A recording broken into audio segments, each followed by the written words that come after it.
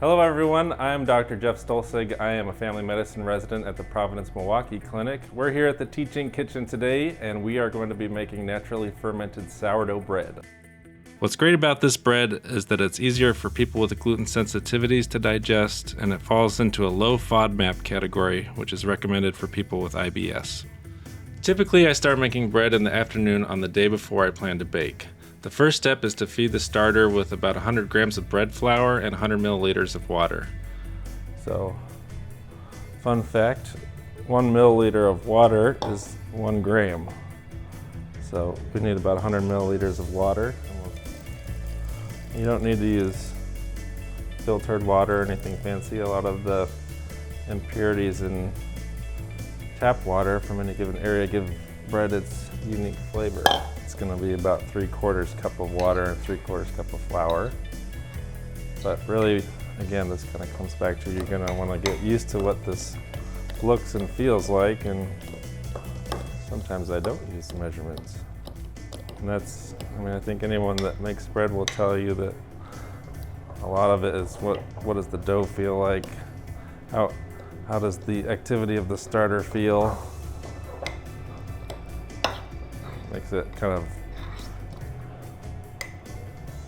Makes it scary for beginners, but it's a trial and error process. We want the starter to be bubbly and active when we add it to the dough that evening. If you've had your starter in the refrigerator, plan to pull it out and feed it about 4 to 5 hours before you add it to the dough. If your starter's been in the refrigerator for a few weeks, you might need to pull it out a few days before you plan to bake. Feed it daily until it returns to a level of activity that can be used for baking. To make 1 loaf of sourdough, we want to mix in 400 grams of bread flour with roughly 350 milliliters of warm water. Personally, I like to add 75 milligrams of whole wheat flour and 25 milligrams of rye flour, but if you don't have those ingredients, feel free to experiment with other types of flour. The goal really is to have 500 milligrams of flour in total. You can use a spoon to stir, but you're going to have to get your hands pretty dirty here. And so the goal of this is just to expose all of the flour to all the water. Now let this sit on the counter for 30 minutes to allow the water to completely hydrate the flour. After it is sat for 30 minutes, add 1 tablespoon of salt and 110 milligrams of active starter and mix it all together. And then to mix this together, you can use a stand mixer. I'm just going to use my hand. Really the way to do it is just to kind of get in there and grip through the dough to get it to incorporate together. The next phase is going to be folding, and this is really important for stretching the gluten and kind of developing some structure in the dough. You can knead this dough if you have a stand mixer or not, but really the most important step I think of this whole early dough process is the stretching and folding. So I'm just grabbing one corner, pulling it up till I feel resistance, and folding it across the middle. And you can feel it start to get tight again where it was splatting out into the bowl before. It's now kind of holding a tighter shape. So that's the structure developing in the dough. Repeat this step 2 more times in 15-minute intervals. So now we're just going to cover it. You don't want to fully close the lid, but just to keep things from getting in there. And you're going to leave it for about 12 hours for a bulk fermentation. During this process, our dough will double or even triple in size. The next morning, we will want to get the dough out of the bowl with as little handling as possible. Putting flour on your hands and using a dough knife can help with this. Let it sit on the counter for 15 minutes before you do the shaping step. Get a light coating of flour on our working surface. This is where the dough, after its bulk fermentation, is going to be resting for 15 minutes. Sometimes it's easier to start with your hands, get a little flour on your hands.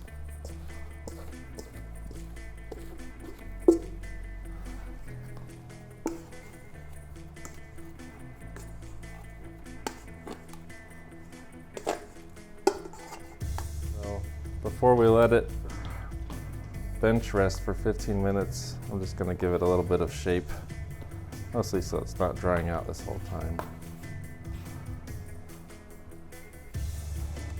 So The first step of shaping is going to be getting some flour on your fingers, and you're just going to be pulling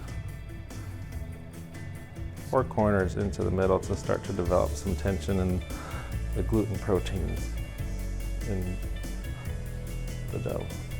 And I give it a little sprinkle here because this top part is going to be pulled underneath, and this will kind of prevent it from sticking to our hands. So the tightening of the dough comes from pulling it across the countertop.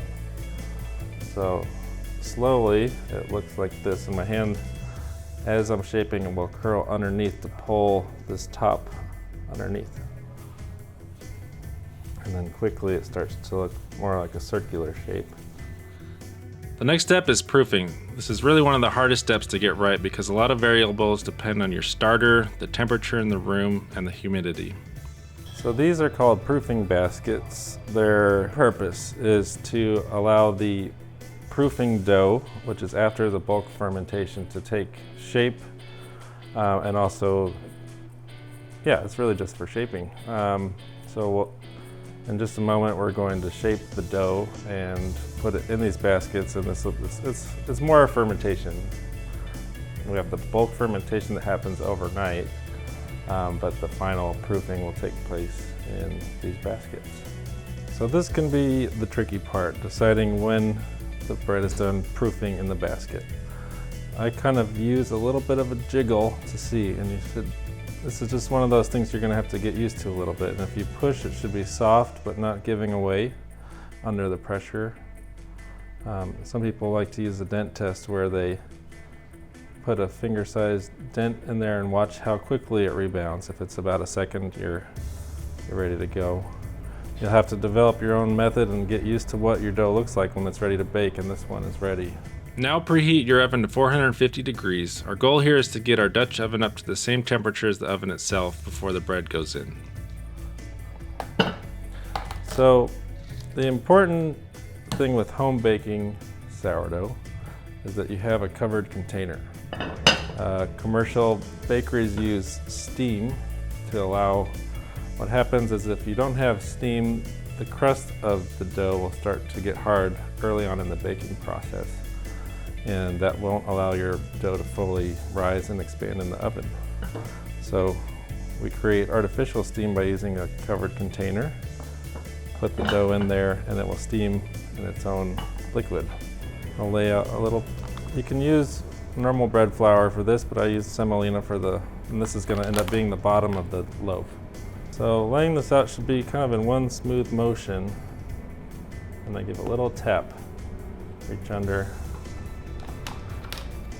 So now we're going to score our bread. This has been used for thousands of years and came about when bakers had to use the same community oven, and they needed to tell which bread belonged to whom. The purpose for which we use it today, though, is to allow the loaf to expand in a controlled manner while it's baking. With a large dough knife, scoop the dough and transfer it into the waiting Dutch oven. This should really be a single and smooth motion to prevent it from losing shape during the transfer. Cover it before you put it back in the oven. Now it's time to bake. We're going to start with the lid on for 30 minutes. After, we'll remove the lid for another 15 to 25 minutes until you get it to a deep golden brown. Once you've taken the loaf out of the Dutch oven, let it cool on a rack for about an hour. If you cut into it too early, it can damage the internal structure of the bread, giving it a gummy texture. Cut it open and enjoy. I recommend storing it in an airtight plastic bag once you've cut into it to keep it as fresh as possible. Thanks a bunch for watching, and we'll see you next time.